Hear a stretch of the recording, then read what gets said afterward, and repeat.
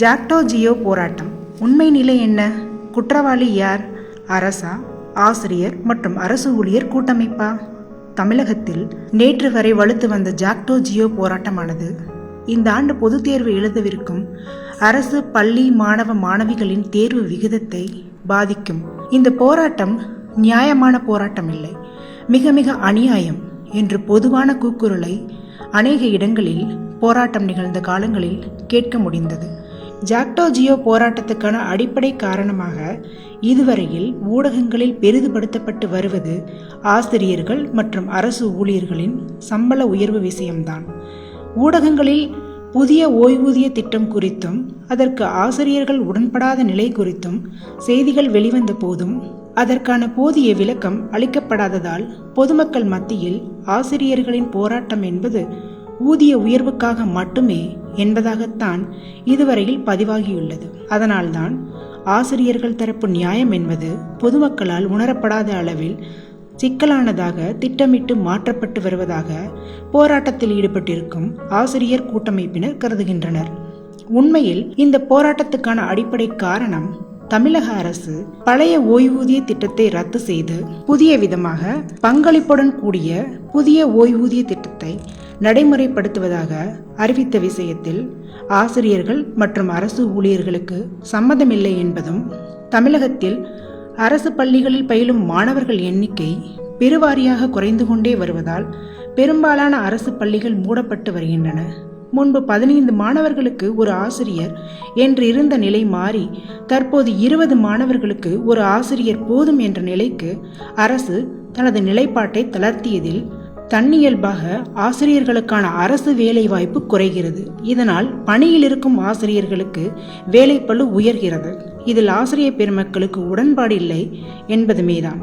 அதை தாண்டி ஒப்பந்த ஆசிரியர் நியமனத்தில் ஆசிரியரானவர்கள் தங்களுக்கான ஊதியம் போதவில்லை என்று நினைப்பதால் அதற்காகவும் ஜாக்டோ ஜியோ அமைப்பு போராடுகிறது. ஜாக்டோ என்பது ஆசிரியர் பெருமக்களுக்கான உரிமைகளை பெற்றுத்தர ஒருங்கிணைந்துள்ள அமைப்பு.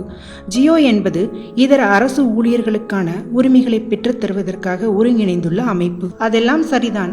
தற்போது 10 மற்றும் 12ஆம் வகுப்பு பொதுத் தேர்வு நேரத்தில் அரசு பள்ளியில் பயிலும் ஏழை மாணவர்களின் தேர்ச்சி விகிதத்தில் கை வைப்பதை போல வேலை நிறுத்த போராட்டத்தில் இவர்கள் இறங்கியதால் ஒட்டுமொத்த தமிழகமும் ஆசிரியர்களை பழிக்கிறது. இதற்கு போராட்டத்தில் தீவிரமாக இயங்கிக் கொண்டிருக்கும் அரசு ஊழியர்கள் மற்றும் ஆசிரியர் பெருமக்களின் பதில் என்னவாக இருக்கும் என்று தெரிந்து கொள்ள வேண்டாமா?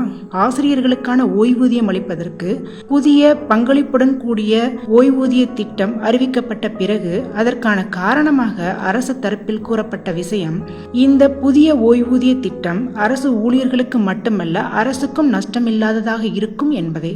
ஆனால் அதன் பிறகான காலகட்டங்களில்தான் தமிழக அரசு எம்எல்ஏ மற்றும் எம்பிக்களுக்கான சம்பள உயர்வை அறிவித்தது. எம்எல்ஏக்களுக்கான சம்பள உயர்வு மற்றும் ஓய்வூதியத்தில் மட்டும் நியாயம் செய்துவிட்டு அரசு ஊழியர் மற்றும் ஆசிரியர்களை நட்டாற்றில் விட்டது எந்த விதத்தில் நியாயம்? இது ஆசிரியர்களுக்கான தனிப்பட்ட போராட்டம் அல்ல. அது மட்டுமல்ல, இது ஊதிய உயர்வுக்கான போராட்டமும் அல்ல. ஊதிய குழு நிர்ணயித்த ஊதியம் 21 மாதங்களாக அவர்களுக்கு வழங்கப்படாமல் இருக்கிறது. நிலுவையில் இருக்கும் அந்த ஊதிய தொகையைத்தான் அவர்கள் கேட்கிறார்கள். அதை கேட்பதற்கான உரிமையும் கிடைக்காத பட்சத்தில் போராடி அதை பெறுவதற்கான உரிமையும் அவர்களுக்கு உள்ளது. அதை தவறு என்று சொல்ல முடியுமா? அதையடுத்து ஆசிரியர்கள் மற்றும் அரசு ஊழியர்கள் தமிழக அரசிடம் எங்களுக்கு பழைய ஓய்வூதிய தொகையையே திரும்ப தாருங்கள், புதிய ஓய்வூதிய திட்டம் வேண்டாம் என்கிறார்கள். காரணம், மறைந்த முதல்வர் ஜெயலலிதா அவர்களால் அறிவிக்கப்பட்ட அந்த புதிய ஓய்வூதிய திட்டம் அறிமுகப்படுத்தப்பட்ட போது ஏற்றுக்கொள்ளக்கூடியதாகத்தான் இருந்தது. ஆனால் அவரது மறைவின் பின் அவரது பெயரை சொல்லி ஆட்சி நடத்துபவர்கள் அதை நடைமுறைப்படுத்தும் போது அதில் ஏகப்பட்ட முரண்பாடுகள் மற்றும் முறைகேடுகள். இதையொட்டித்தான் 2017ஆம் ஆண்டு ஜாக்டோ ஜியோ அமைப்பின் போராட்டம் துவங்கியது. அப்போது போராட்டத்தில் தலையிட்ட மதுரை உயர்நீதிமன்ற கிளை ஜாக்டோ ஜியோ அமைப்பின் போராட்டத்தை குறிப்பிட்ட நாட்களுக்கு ஒத்திவைக்க சொன்னது. நீதிமன்ற உத்தரவை ஏற்று போராட்டம் நிறுத்தப்பட்டு அரசு தரப்பு விளக்கம் பெறப்பட்டது. அதில் போராட்டம் தீர்வல்ல, அரசு தரப்பு ஆசிரியர் மற்றும் அரசு ஊழியர்களின் கூட்டமைப்பை அழைத்து பேச்சுவார்த்தை நடத்த வேண்டும் என்று உத்தரவிடப்பட்ட போது இரு தரப்புக்கும் சமாதானமான உடன்பாடு எதையும் எட்ட முடியவில்லை. அரசு தரப்பில் மதுரை உயர்நீதிமன்ற கிளைக்கு சமர்ப்பிக்கப்பட்ட சீலிடப்பட்ட உரையிலான அறிக்கையில் ஜாக்டோ ஜியோ அமைப்பின் கோரிக்கைகளுக்கு சாதகமாக எந்த பதிலும் இல்லாது போனதால் உயர்நீதிமன்ற உத்தரவை ஒட்டி நிறுத்தி வைக்கப்பட்டிருந்த போராட்டங்கள் மேலும் சூடுபிடிக்க தொடங்கின. இதையொட்டி கடந்த ஆண்டு 2018 செப்டம்பர் மாத இறுதிக்குள் மீண்டும் ஜாக்டோ ஜியோ போராட்டம் வெடிக்காதிருக்க ஆவண செய்யுமாறும் பேச்சுவார்த்தை மூலமாக அரசு தரப்பும் ஜாக்டோ ஜியோவும் சாதகமான தீர்வை எட்டுமாறும் உயர்நீதிமன்றம் உத்தரவிட்டிருந்தது. அந்த உத்தரவுக்கும் போதிய பலன் கிடைக்காத காரணத்தால் நீதிமன்றம் விதித்திருந்த காலக்கெடு தாண்டி 2019 ஜனவரி முதல் வாரத்திலிருந்து மீண்டும் அந்த போராட்டம் தனது உச்சத்தை எட்டியது. அது மட்டுமல்ல, பழைய ஓய்வூதிய திட்டம் வேண்டாம், புதிய ஓய்வூதிய திட்டமே போதும் என்று சொல்லி ஆசிரியரானவர்களில் சுமார் 6000 பேர் தற்போது பணி மூப்படைந்திருக்கிறார்கள். அவர்களில் ஒருவருக்கு கூட பென்ஷன் என்ற பெயரில் 10 பைசா கூட இதுவரை வழங்கப்படவில்லை. சிலருக்கு ஆண்டுக்கணக்காக நீதிமன்றத்தை அணுகி போராடிய பின் செட்டில்மெண்ட் தொகை மட்டும் வழங்கப்பட்டிருக்கிறது. விஷயம் இப்படி இருக்க ஊடகங்கள் ஆசிரியர்களுக்கு மாணவர் நலனில் அக்கறை இல்லை என்று எரிந்து கொண்டிருக்கும் நெருப்பில் நெய்யை ஊற்றினால் என்ன செய்வது என்கிறார்கள் போராட்ட களத்தில் இருக்கும் ஆசிரியர்கள். அரசு ஊழியர்கள் போராட்டம் என்றாலே அது ஜாக்டோ ஜியோ போராட்டமாகவே இதுவரை இருந்த நிலை மாறி தற்போது இவ்விஷயத்தில் ஜாக்டோ ஜியோ அல்லாது அரசு அங்கீகாரம் பெற்ற ஆசிரியர் மற்றும் அரசு ஊழியர் கூட்டமைப்பினரும் நேற்று கூட்டாக ஒரு அறிக்கை வெளியிட்டனர். அதன்படி நேற்று 30/1/2019 அன்று அவர்களது கூட்டமைப்பும் ஒருநாள் அடையாள வேலைநிறுத்த போராட்டம் அறிவித்தது. அங்கீகரிக்கப்பட்ட சங்கங்களின் போராட்ட அறிவிப்பு. அவர்கள் என்ன சொல்லியிருக்கிறார்கள் என்றால், தமிழக அரசால் அங்கீகரிக்கப்பட்ட அனைத்து அமைப்புகளும் இணைந்து தமிழக முதல்வர் அவர்களுக்கு பல்வேறு காலகட்டங்களில் கோரிக்கைகள் வைத்திருந்தோம். ஆனால் இதுவரை எங்களது கோரிக்கைகளுக்கு அரசு செவிசாய்க்காமல் இருந்து வருகிறது.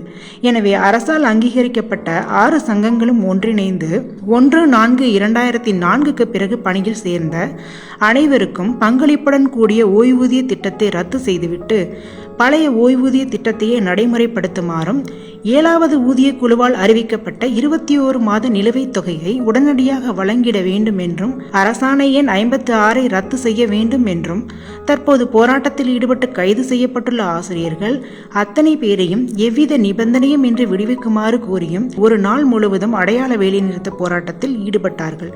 ஒருவேளை அரசு அவர்களது வேலைநிறுத்த போராட்டத்துக்கு செவி சாய்க்கவில்லை என்றால் மீண்டும் 31/1/2009 அன்று அடுத்த கட்ட போராட்டம் குறித்து முடிவெடுக்க உள்ளதாக அவர்கள் அறிவித்திருந்தனர். அரசு ஊழியர்கள் மற்றும் ஆசிரியர்கள் கூட்டமைப்பில் அரசு அங்கீகாரம் பெற்ற அமைப்புகளும் சரி, அங்கீகாரம் பெறாத அமைப்புகளும் சரி, இரண்டிலுமே கோரிக்கைகள் என்னவோ ஒன்றாகவே இருந்தன. அரசுதான் செவிசாய்க்க காணோம். இடையில் சிக்கிக்கொண்டு சின்னாபின்னமாகிக் கொண்டிருப்பது அரசு பள்ளிகளில் பயின்று கொண்டிருக்கும் லட்சோப லட்சம் ஏழை பள்ளி மாணவ மாணவிகளின் எதிர்காலம்தான். இதில் யாரை குற்றவாளியாக்குவது என்று இருந்த நிலையில் தமிழக அரசு ஊழியர்கள் மற்றும் ஆசிரியர்களை பேச்சுவார்த்தைக்கு அழைத்து அவர்களது கோரிக்கைக்கு செவிசாய்த்தால் போராட்டத்தை கைவிடுவதாக இவ்விரு அமைப்புகளும் அறிவித்திருந்த நிலையில் திடீரென நீதிமன்ற பரிந்துரையை ஏற்று ஜாக்டோ ஜியோ அமைப்பு நிர்வாகிகள் போராட்டத்தை தற்காலிகமாக வாபஸ் பெற்றுள்ளனர். இதற்கு காரணமாக அவர்கள் தெரிவித்திருப்பது அரசு பள்ளிகளை நம்பியிருக்கும் 10 மற்றும் 12ஆம் வகுப்பு மாணவர்களின் பொதுத் தேர்வு தேர்ச்சி விகிதங்கள் பாதிப்படையக்கூடாது என்பதைத்தான்.